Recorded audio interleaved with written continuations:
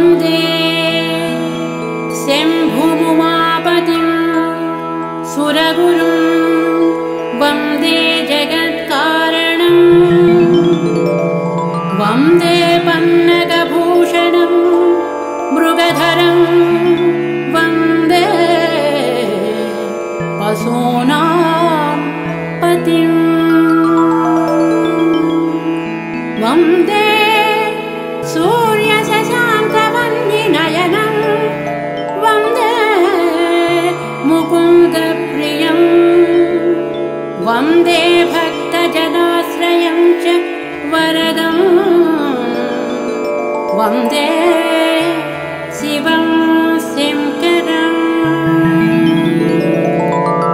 वन्दे भक्तजनाश्रयं च वरदं वन्दे शिवं शङ्करं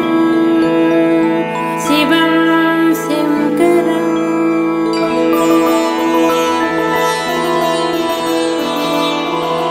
वासुदेव उवाच ततः स प्रयतो भूत्वा मम तात युधिष्ठिर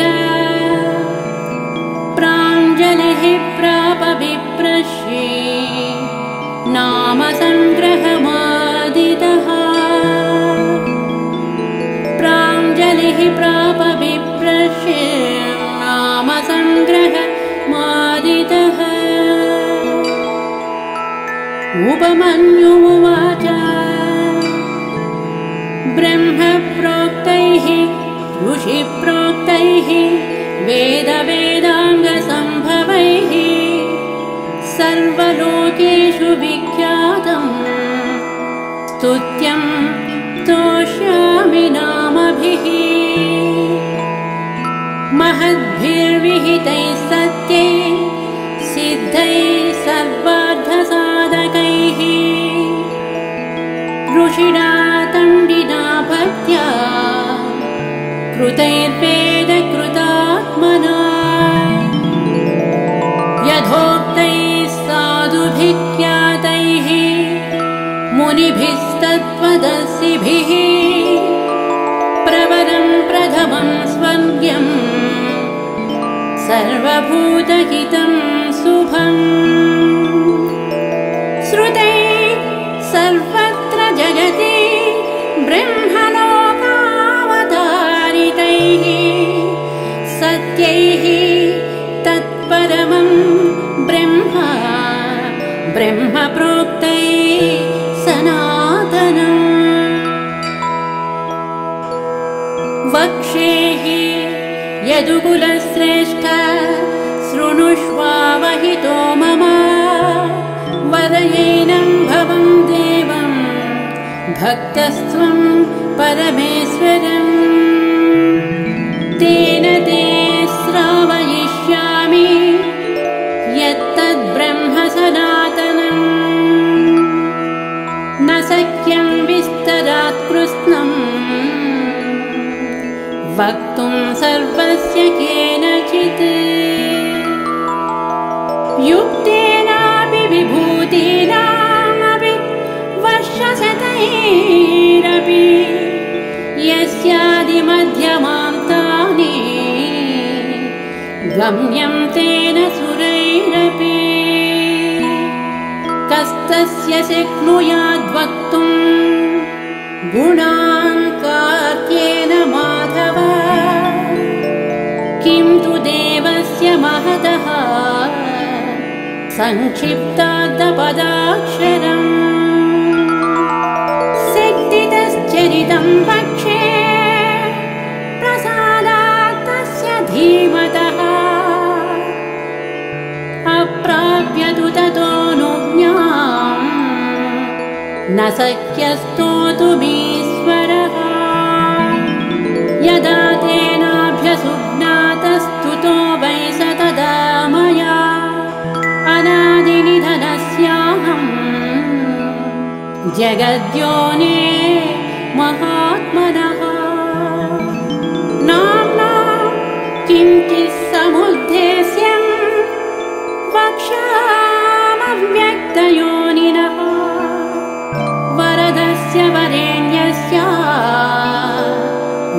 विश्वरूपस्य धीमतः नाम्नां किञ्चित् समुद्देश्यं वक्ष्यामव्यक्तयोनिनः वरदस्य वरेण्यस्य विश्वरूपस्य धीमतः शृणु नाम्नां जयं कृष्ण यदुक्तं पद्मयोनिना दशनामसहस्राणि यान्याः प्रपितामहः तानि निर्मध्य मनसा दद्मो घृतमिवोद्धृतम्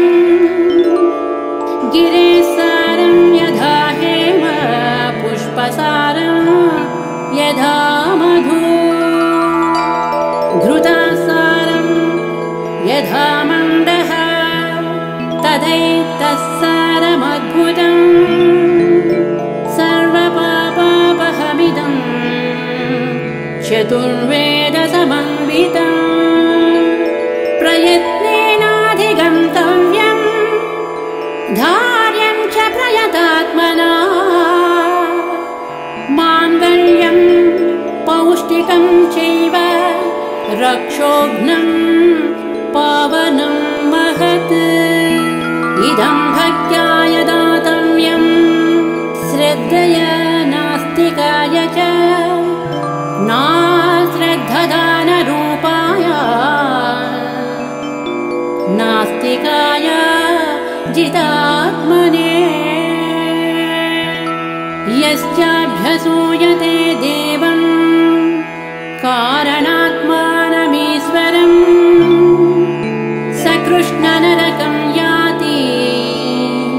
सह पूर्वैः सहात्मजैः इदं ध्यानमिदं योगमिदं ध्येयमनुत्तमम् इदं जप्यमिदं ज्ञानं रहस्यमिदमुत्तमम् यं ज्ञात्वात्यन्तकालेऽपि गच्छेत परमां गतिम् पवित्रं मङ्गलं मेध्यं कल्याणमिदमुत्तमम् इदं ब्रह्मा पुरा कृत्वा सर्वलोकपितामहः सर्वस्तवानां राजत्वे दिव्यानां समकल्पयत् तदा प्रभृति चैवाया ईश्वरस्य महात्मनः स्तवराज इति ख्यातो जगत्यमरपूजितः ब्रह्मलोकादयं स्वर्गे स्तवराजोऽवतारितः यतस्तण्डिः पुरा प्राप्य तेन तण्डीकृतो भवेत् स्वर्गाच्चैवात्र भूलोकं तण्डिना ह्यवतारितः सर्वमङ्गलमाङ्गल्यं सर्वपापप्रणाशनम् निगदिष्ये महाबाहो स्तवानामुत्तमं स्तवम् ब्रह्मणामपि यद्ब्रह्मा पराणामपि यत्परम् तेजसामपि यत्तेज तपसामपि यत्तपः शान्तानामपि यस्शान्तो द्युतीनामपि यद्युतिः दान्तानामपि यो दान्तो धीमतामपि या च धीः देवानामपि यो देव ऋषीणामपि यस्कृषिः यज्ञानामपि यो यज्ञः शिवानामपि यशिवः रुद्राणामपि यो रुद्रः प्रभा प्रभवतामपि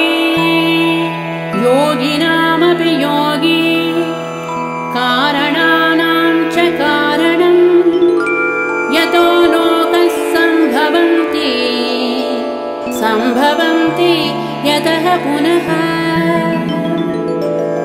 सर्वभूतात्मभूतस्य हरस्यामित तेजसः अष्टोत्तरसहस्रं तु नाम्नां सर्वस्य मे शृणु अष्टोत्तरसहस्रं तु नाम्नां सर्वस्य मे शृणु यच्छ्रुत्वा मनुजव्याघ्र सर्वान् कामानवाप्स्यसि यच्छ्रुत्वा मनुजव्याघ्र सर्वान् कामानवाप्स्यसि इति श्री शिवसहस्रनामस्तोत्र पीठिका समाप्ता। ॐ श्री शिवसहस्रनामस्तोत्रम्। ॐ स्थिरः स्थाणुः प्रभुर्भीमः प्रवरो वरदो वरः। ॐ स्थिरः स्थाणुः प्रभुर्भीमः प्रवरो वरदो वरः। सर्वात्मा सर्वविख्यात सर्वः सर्वकरो भवः जटी चर्मी शिखण्डी च सर्वाङ्गः सर्वभावनः हरश्च हरिणाक्षश्च सर्वभूतहरः प्रभुः प्रवृत्तिश्च निवृत्तिश्च नियतः शाश्वतो ध्रुवः श्मशानवासी भगवान् खचरो गोचरोदनः अभिवाद्यो महाकर्मा तपस्वी भूतभावनः उन्मत्तवेषः प्रच्छन्नः सर्वलोकप्रजापतिः महारूपो महाकायो वृषरूपो महायशः महात्मा सर्वभूतात्मा विश्वरूपो महाहनुः लोकपालोऽन्तर्हितात्मा प्रसादो नीललोहितः पवित्रं च महांश्चैव नियमो नियमाश्रितः सर्वकर्मा स्वयंभूतो आदिरादिकरो निधिः सहस्राक्षो विशालाक्ष सोमो नक्षत्रसाधकः चन्द्रः सूर्यस्य निः केतुर्ग्रहो ग्रहपतिर्वरः चन्द्रः सूर्यस्य निः केतुर्ग्रहो ग्रहपतिर्वरः आदिरन्तोलयः कर्ता मृगबाणार्पणो नघः महातपा घोरतपा अदीनो दीनसाधकः संवत्सरकरो मन्त्रः प्रमाणं परमं तपः योगी योज्यो महाबीजो महारेता महाबलः सुवर्णरेता सर्वज्ञ सुबीजो बीजवाहनः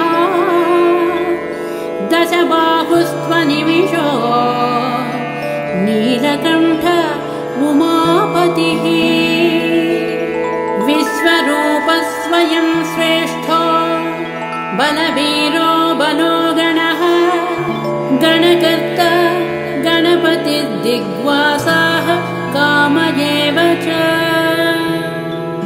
सर्ववित्परमो मन्त्रः सर्वभावकरो हरः कमण्डलुधरो धम्बी बाणहस्तः कपालवान् असनी सदग्नि खड्गे पट्टसीजायुधीमः स्रुवहस्तः सुरूपश्च तेजस्तेजस्करो निधिः उष्णेशी च सुभद्रश्च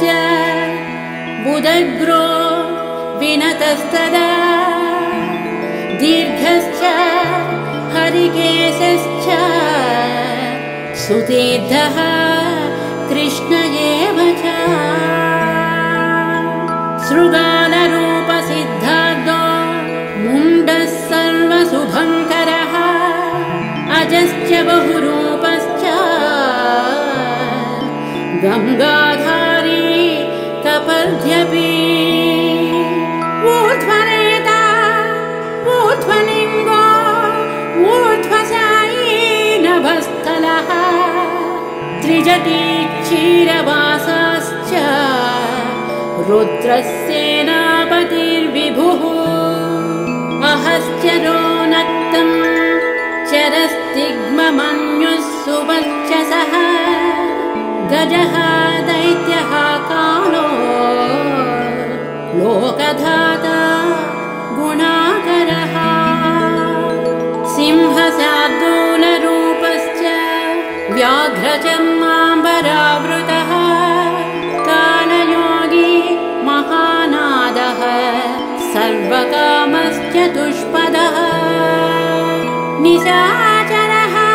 प्रेतचारी भूतचारी महेश्वरः बहुभूतो बहुधरः स्वर्भानुरमितो गतिः नृत्यप्रियो नित्यनर्तो नर्तकः सर्वलालसः घोरो महातपः पानो नित्यो निहो निरालयः सहस्रहस्तो विजयो व्यवसायो ह्यतन्द्रितः अधर्षणो दर्शनात्मा यज्ञः कामनाशकः दक्षयागापहारी च सुसहो मध्यमस्तदा तेजोपहारी बलः मुदितोर्धो जितोमरः गम्भीरघोषो गम्भीरो गम्भीरबलवाहनः न्यग्रोधरूपो न्यग्रोधः वृक्षकर्णस्थितिर्विभुः सुतीक्ष्णदशनश्चैव महाकायो महासनः विश्वक्सेनो हरिर्यज्ञः संयुगापीडवाहनः तीक्ष्णतापश्च हर्यस्वसहायः कर्मकालवित् विष्णुप्रसादितो यज्ञः समुद्रो बडबामुखः हुतासनसहायश्च प्रशान्तात्मा हुतासनः उग्रतेजा महातेजा जन्यो विजयकालवित् ज्योतिषामयनं सिद्धिः सर्वविग्रह एव च शिखी मुण्डी जटी ज्वाली मूर्तिजो मूर्तगोबली वैणवी पणनीताळी खलीकालकटं कटः नक्षत्रविग्रहमतिः गुणबुद्धिर्लयो गमः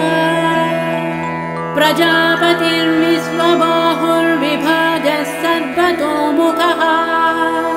विमोचनः सुशरणो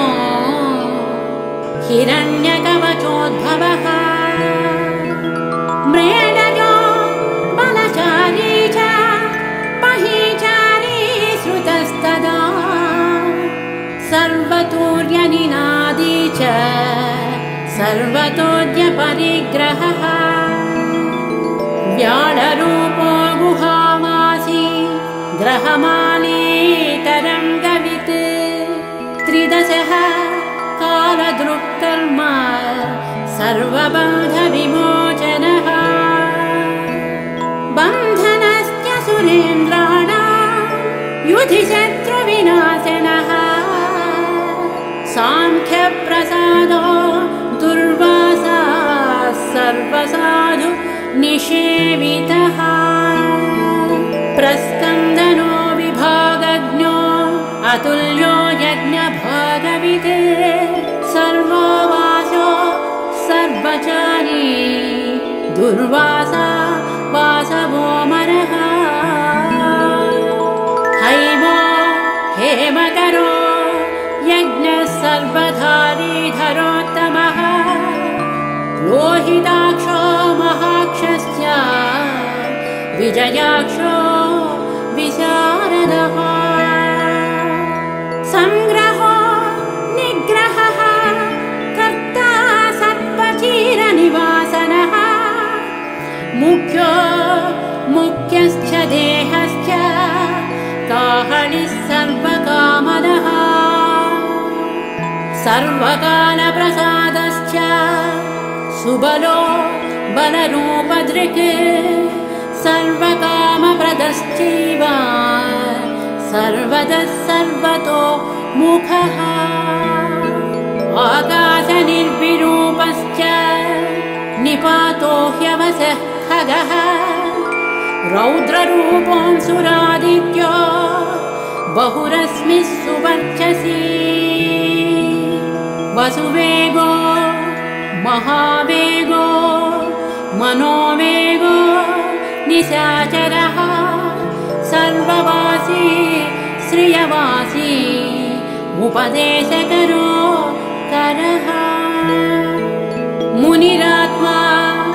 निरालोकः संभग्नश्च सहस्रदः पक्षी च पक्षरूपश्च अतिदीप्तो विशाम्पतिः उन्मादो मदनः कामो अस्मद्वार्थकरो यशः वामदेवश्च वामश्च प्राग्दक्षिणश्च वामनः सिद्धयोगी महर्षिश्च सिद्धार्थसिद्धसाधकः भिक्षुश्च भिक्षुरूपश्च विपणो मृदुरव्ययः महासेनो विशाखश्च षष्ठिभागो गवाम्पतिः वज्रहस्तश्च विष्कम्भी चमूस्तम्भन एव च वृत्तावृत्तकरस्तालो मधुर्मधुकलोचनः वाचस्पत्यो वाजसनो नित्यमाश्रित पूजितः ब्रह्मचारी लोकचारी सर्वचारी विचारवित् ईशान ईश्वरः कालो निशाचारी पिनाकभृत् निमित्तस्थो निमित्तं च नन्दिर्नन्दिकरो हरिः नन्दीश्वरश्च नन्दी च नन्दनो नन्दिवर्धनः भगहारी निहन्ता च कालो ब्रह्मा पितामहः चतुर्मुखो महालिङ्गः चारुलिङ्गस्तथैव च लिङ्गाध्यक्षः सुराध्यक्षो योगाध्यक्षो युगावहः बीजाध्यक्षो बीजकर्ता आध्यात्मानुगतो बलः इतिहासः संकल्पश्च गौतमो धनिशाकरः दम्भो ह्यदम्भो वैदम्भो वस्यो वसकरः कलिः लोककर्ता पशुपतिः महाकर्ता ह्यनौषधः अक्षरं परमं ब्रह्मा बलवान् चक्र एव च नीतिर्ह्यनीतिः शुद्धात्मा शुद्धो मान्यो गतागतः बहुप्रसादः सुस्वप्नो दर्पणोधत्व मित्रजित् वेदाकारो मन्त्रकारो विद्वान् समरमर्दनः महामेघनिवासी च महाघोरो वसीकरः अग्निज्वालो महाज्वालो ह्यतिधूम्रो हुतो हविः वृषणः शङ्करो नित्यं वर्चस्वी धूमकेतनः नीलस्तदाङ्गलुब्धश्च शोभनो निरवग्रहः स्वस्तिभावश्च भागी भागकरो लघुः पुस्सङ्गश्च महाङ्गश्च महागर्भपरायणः कृष्णवर्णः सुवर्णश्च इन्द्रियं सर्वदेहिनां महापादो महाहस्तो महाकायो महायशः महामूर्धा महामात्रो महानेत्रो निशालयः महान्तको महाकर्णो महाष्टश्च महाहनुः महानाशो महाकम्बुर्महाग्रीव श्मशानभाक् महावक्ष महोरस्को ह्यन्तरात्मा मृगालयः लम्बनो लम्बितोष्ठस्य महामायः पयोनिधिः महादन्तो महादंष्ट्रो महाजिह्वा महामुखः महानभो महारोमा महाकेशो महाजटः प्रसन्नश्च प्रसादश्च प्रत्ययो गिरिसाधनः स्नेहनो स्नेहनश्चैव अजितश्च महामुनिः वृक्षाकारो वृक्षकेतुरनलो वायुवाहनः गण्डली मेरुधामा च देवाधिपतिरेव च अथर्वशीर्षः सामान्य ऋक्सहस्रामितीक्ष्णः यजुः पादभुजो गुह्यः प्रकाशो जङ्गमस्तदा अमोघार्धः प्रसादश्च अभिगम्य सुदर्शनः उपकारः प्रियः सर्वः कनकः काञ्चनच्छविः नाभिर्नन्दिकरो भावः पुष्करः स्थपति स्थिरः द्वादशस्त्रासनश्चाद्यो यज्ञो यज्ञसमाहितः नक्तं कलिश्च कालश्च मकरः कालपूजितः सगणो गणकारश्च भूतवाहनसारथिः भस्माशयो भस्मगोप्ता भस्मभूतस्तरुर्गणः लोकपालस्तथा लोको महात्मा सर्वपूजितः शुक्लस्त्रिशुक्लः सम्पन्नः शुचिर्भूतनिषेवितः आश्रमस्थः क्रियावस्थो विश्वकर्ममतिर्वरः विशालशाखस्ताम्रोष्ठो अम्बुजालः सुनिश्चलः कपिलः कपिशशुक्लः आयुश्चैव परोपरः विशालशाखस्ताम्रोष्ठो अम्बुजालः सुनिश्चलः कपिलः कपिशशुक्लः आयुश्चैव परोपरः गन्धर्वो ह्यदितिस्ताक्ष सुविज्ञेयः सुशारदः परस्वधायुधो देवो अनुकारी सुबान्धवः तुम्बवीणो महाक्रोध ऊर्ध्वरेता जलेशयः उग्रो वंशकरो वंशो वंशनादो ह्यनिन्दितः सर्वाङ्गरूपो मायावी सुहृदो ह्यनिलो नलः बन्धनो बन्धकर्ता च सुबन्धनविमोचनः स यज्ञकारिः सकामारिः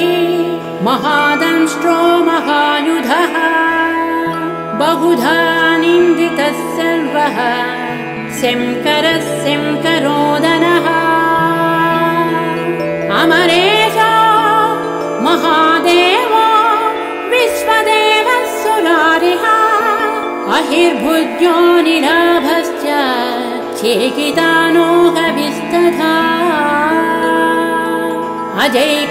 अजैकपाच्चकापाणि त्रिशङ्कुरजितः शिवः धन्वन्तरिर्धूमकेतुः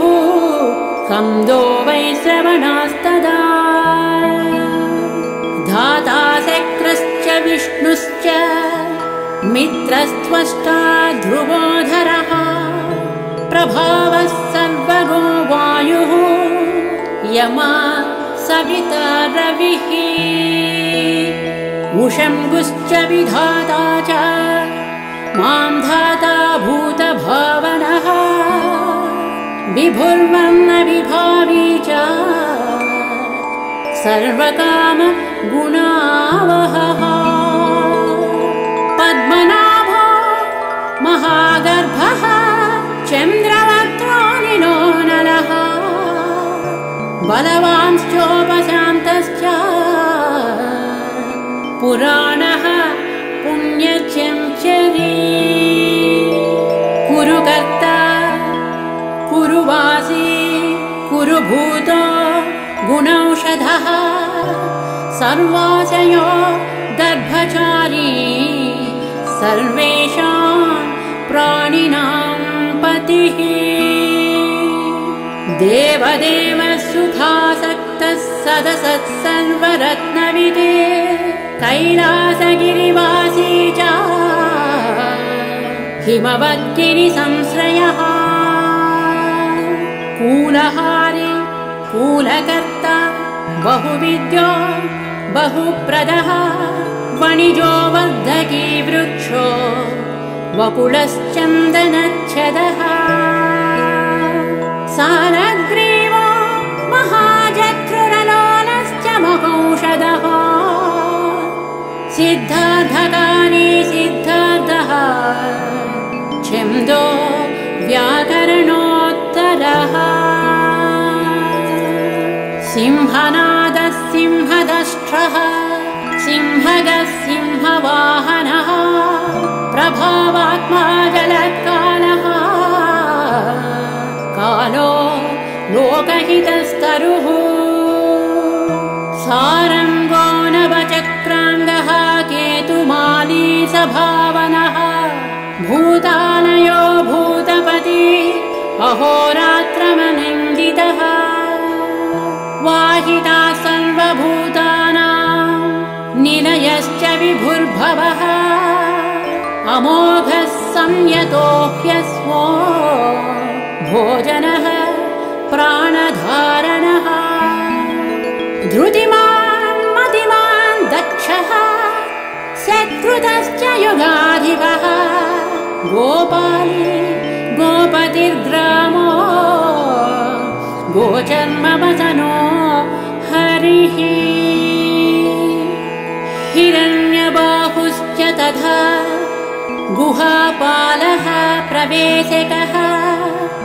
प्रकृष्टारिर्महाहर्षो जितकामो जितेन्द्रियः गान्धारश्च सुवासश्च तपःसक्तो रतिर्नरः महागीतो महानृत्यो अप्सरो गणसेवितः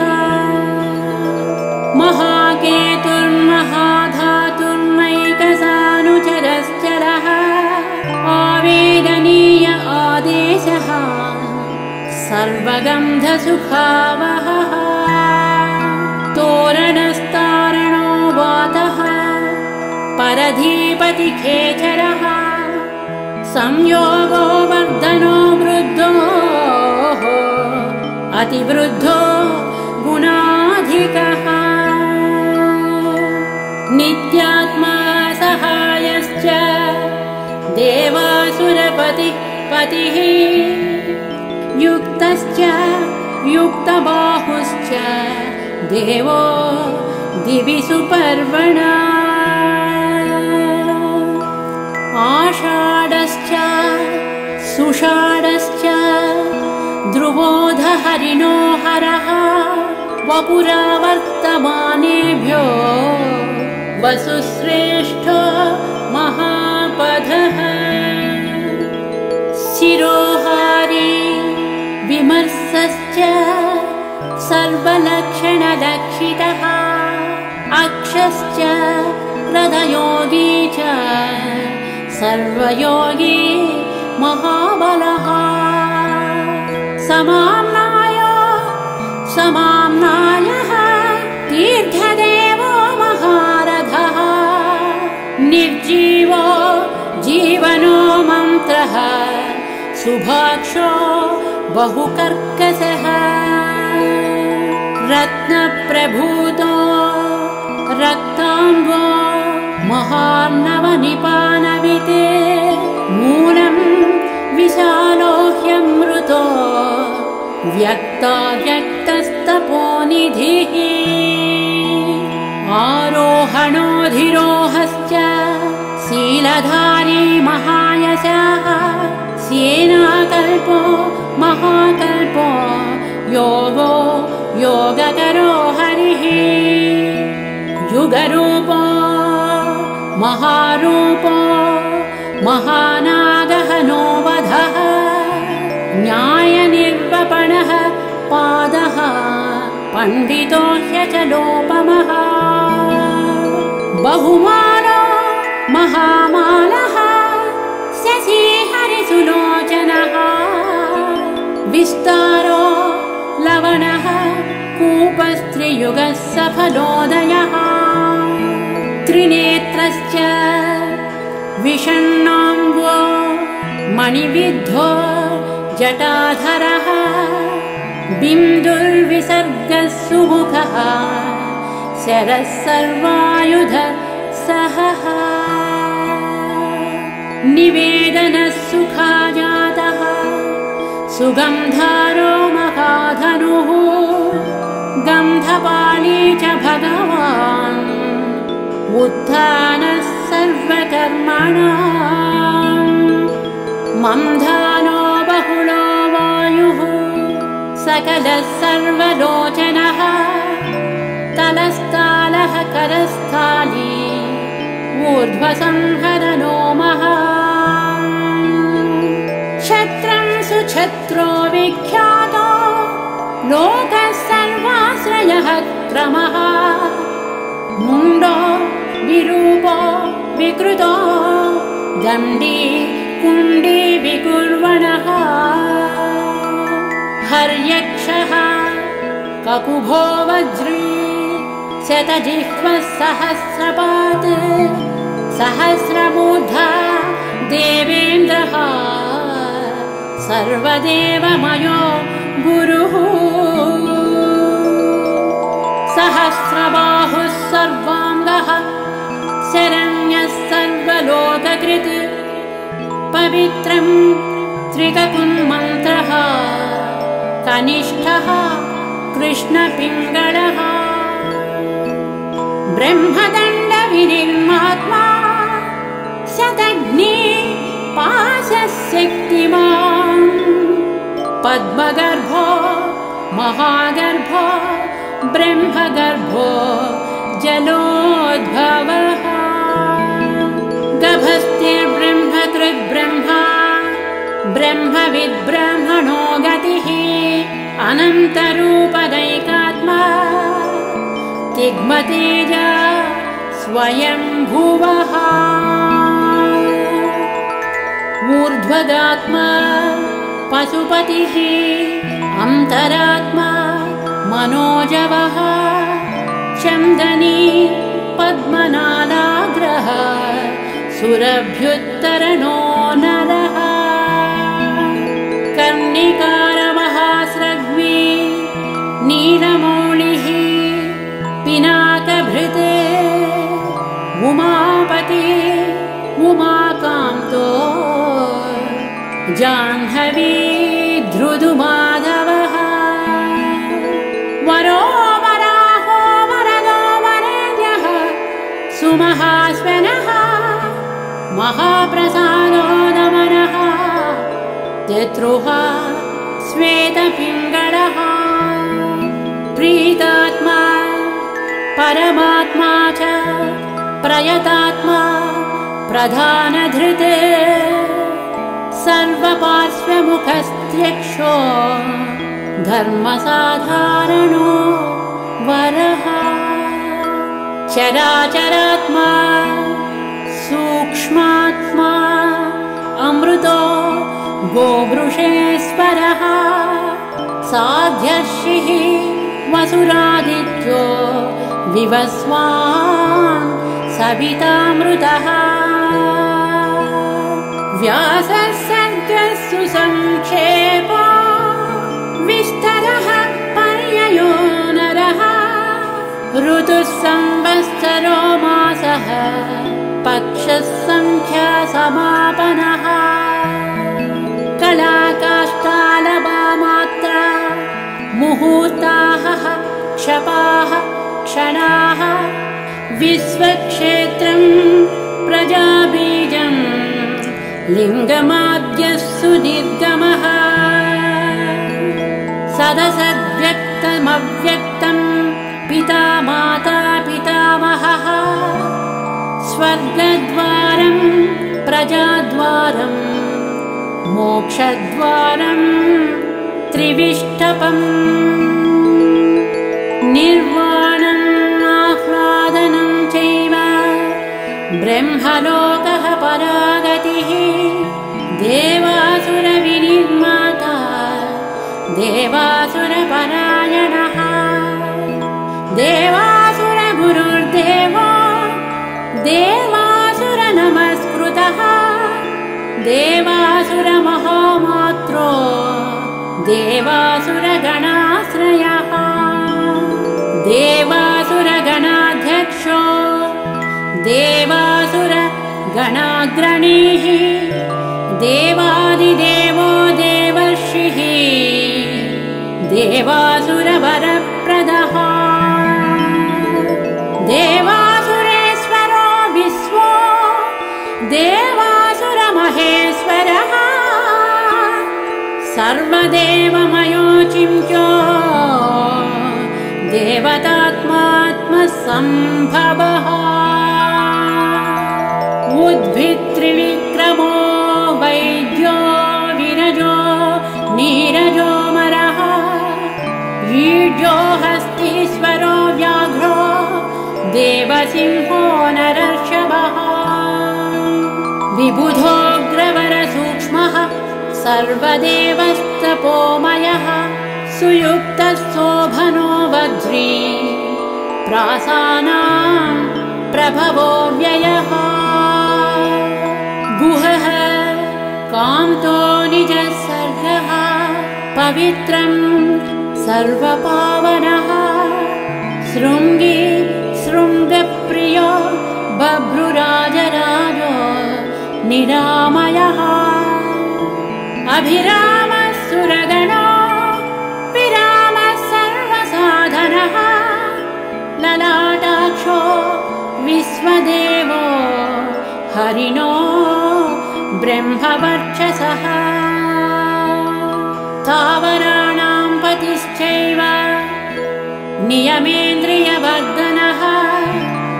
सिद्धार्थसिद्धभूतार्थो चिन्त्यः सत्यव्रतः शुचिः व्रताधिपः परं ब्रह्म भक्तानुग्रहकारकः विमुक्तो मुक्ततेजाश्च श्रीमान् श्रीवर्धनो जगत् इति उत्तरपीठिका यथा प्रधानं भगवान् इति भक्त्या स्तुतो मया यं न ब्रह्मादयो देवा विदुस्तत्त्वेन नश्ययः स्तोतव्यमर्च्यं वन्द्यं च कस्प्रोष्यति जगत्पतितं भक्त्यात्मेवं पुरस्कृत्य मयो यज्ञपतिर्विभुः ततोऽभ्यनुज्ञां सम्प्राप्य स्तुतो मतिमताम्बरः शिवमेभिः स्तुवन् देवं नामभिः पुष्टिवर्धनैः नित्ययुक्तः शुचिर्भूतः प्राप्नोत्यात्मानमात्मना एतदि परमं ब्रह्मपरं ब्रह्माधिगच्छति ऋषयश्चैव देवाश्च स्तुवन्त्येतेन तत्पराः स्तूयमानो महादेवः स्तुत्यते नियतात्मभिः भक्तानुकम्पी भगवानात्मसंस्थाकरो विभुः तदैव च मनुष्येषु ये मनुष्याः प्रधानतः आस्तिका श्रद्धधानाश्च बहुभिर्जन्मभिस्तवैः भक्त्या ह्यनन्यमीशानां परं देवं सनातनम् कर्मणा मनसा वाचा भावेनामित तेजसः शयाना जाग्रमाणश्च प्रजन्नुपविशस्तदा उन्मिषन् निमिषश्चैव चिन्तयन्तः पुनः पुनः शृण्वतः श्रावयन्तश्च कथयन्तश्च ते भवन् स्तुवन्तस्तूयमानश्च तुष्यन्ति च रमन्ति च जन्मकोटिसहस्रेषु नानासंसारयोनिषु जन्तोर्विगतपापस्य भवे भक्तिः प्रजायते उत्पन्ना च भवे भक्तिः अनन्या सर्वभावतः भाविनः कारणं चास्य सर्वमुक्तस्य सर्वदा एतद्देवेषु दुष्प्रापं मनुष्येषु न लभ्यते। निर्मला रुद्रे भक्तिरव्यभिचारिणी तस्यैव च प्रसादेन भक्तिरुत्पद्यते नृणाम् येन यान्ति परां सिद्धिं तद्भावगतचेतसः ये सर्वभावानुगताः प्रपद्यन्ते महेश्वरम् प्रपन्नवश्चलो देवः संसारात् तां समुद्धरेत् एवमन्ये विकुर्वन्ति देवाः संसारमोचनम् मनुष्याणां हृदे देवं नान्याशक्तिस्तपोबलम् इति तेनेन्द्रकल्पेन भगवान् सदसत्पतिः कृत्तिवासास्तुतः कृष्णतम्बिना शुभबुद्धिना स्तवमेतं भगवतो ब्रह्मा स्वयमधारयात् गीयते च स बुद्धेता ब्रह्मा शङ्करसन्निधौ इदं पुण्यं पवित्रं च सर्वदा पापनाशनम् योगदं मोक्षदं चैव स्वर्गदं तोषदं तथा एवमेतत् पठन्ते एकभक्त्या तु शङ्करे या गतिः साङ्ख्ययोगानां व्रजन्ते तां गतिं तथा स्तवमेतं प्रयत्नेन सदा रुद्रस्य सन्निधौ अब्जमेकं चरेद्भक्तः प्राप्नुयादीक्षितं फलम् एतद्रहस्यं परमम् ब्रह्मणो हृदि संस्थितम्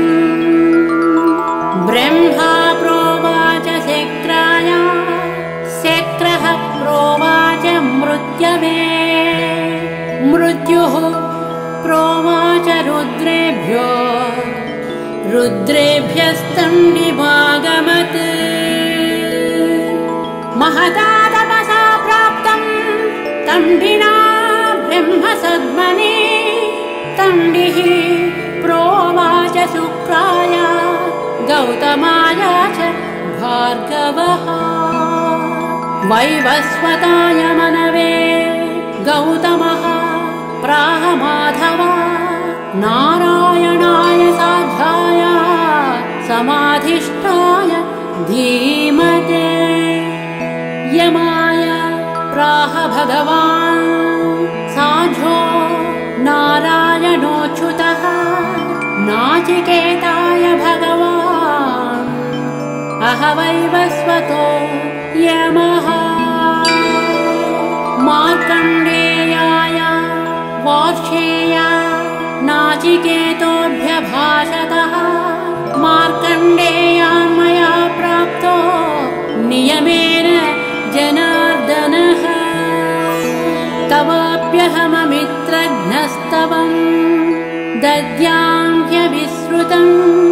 स्वर्गमारोग्यमायुष्यम् धन्यं वेदेन संमितम् न्यासविघ्नं विकुर्वन्ति दानवा यक्षराक्षसाः पिशाचायातु धानावा गुह्यका